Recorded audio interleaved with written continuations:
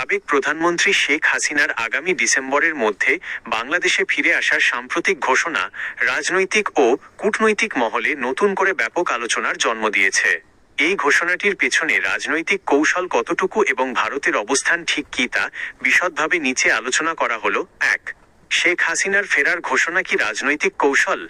বিশ্লেষকদের মতে ২০২৬ সালের শেষে তাঁর সশরীরে দেশে ফিরে আদালতে আত্মসমর্পণের এই ঘোষণাটির পেছনে গভীর রাজনৈতিক কৌশল ও তাৎপর্য রয়েছে।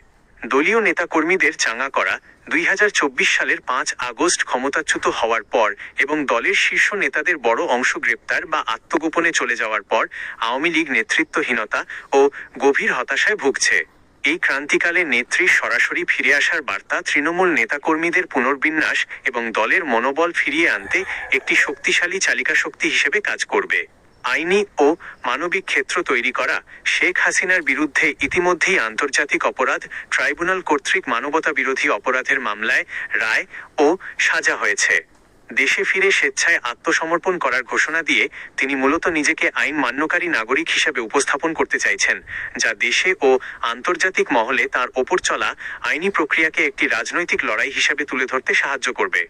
ভারত ও অন্যান্য আন্তর্জাতিক চাপ কমানো, ভারত দীর্ঘদিন যাবৎ শেখ হাসিনাকে আশ্রয় দেওয়ার কারণে ঢাকার সাথে দিল্লির সম্পর্কে টানাপোড়েন তৈরি হয়েছিল। শেখ হাসিনা নিজে থেকে দেশে ফেরার ঘোষণা দেওয়ায় এটি ভারতের ওপর থাকা মনস্তাত্ত্বিক ও কূটনৈতিক চাপ অনেকটাই হালকা করবে। ২. শেখ হাসিনার ফেরার ঘোষণায় ভারতের স্পষ্ট অবস্থান। ১৪ জুলাই ২০২৬ তারিখে আয়োজিত এক নিয়মিত সাপ্তাহিক ব্রিফিংয়ে ভারতের পররাষ্ট্র মন্ত্রণালয়ের মুখপাত্র রণধীর জয়সওয়াল শেখ হাসিনার সাম্প্রতিক সাক্ষাৎকার ও দেশে ফেরার ইচ্ছা নিয়ে ভারতের অবস্থান পরিষ্কার করেন। অবস্থান অপরিবর্তিত, no change in stance. Randhir Jaiswal স্পষ্ট করে বলেন, শেখ হাসিনার সম্ভাব্য প্রত্যাবর্তন বা অবস্থান নিয়ে ভারতের পূর্বের নীতিগত অবস্থানে কোনো পরিবর্তন আসেনি।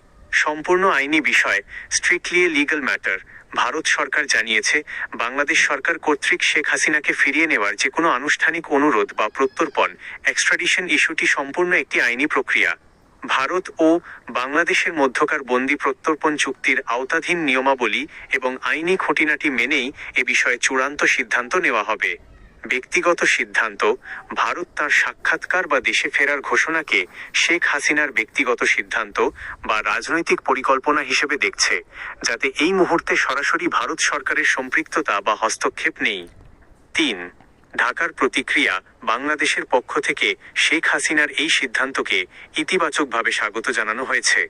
সরকারের নীতি নির্ধারকেরা জানিয়েছেন যে তারা শেখ হাসিনাকে আদালতে সশরীরে হাজির করে আইনের শাসন ও সুবিচার প্রতিষ্ঠা করতে চান এবং তার দেশে ফেরার সিদ্ধান্ত দেশের মানুষের আকাঙ্ক্ষারই প্রতিফলন। শেখ হাসিনার ২০২৬ সালের মধ্যে বাংলাদেশে ফিরে আদালতে আত্মসমর্পণ করার ঘোষণা এবং এর বিপরীতে ভারতের সাম্প্রতিক কূটনৈতিক অবস্থানকে আন্তর্জাতিক ও ভূ-রাজনৈতিক বিশ্লেষকরা একটি অত্যন্ত সুনিপুণ রাজনৈতিক কৌশল এবং দ্বিপাক্ষিক সমীকরণ হিসেবে দেখছেন।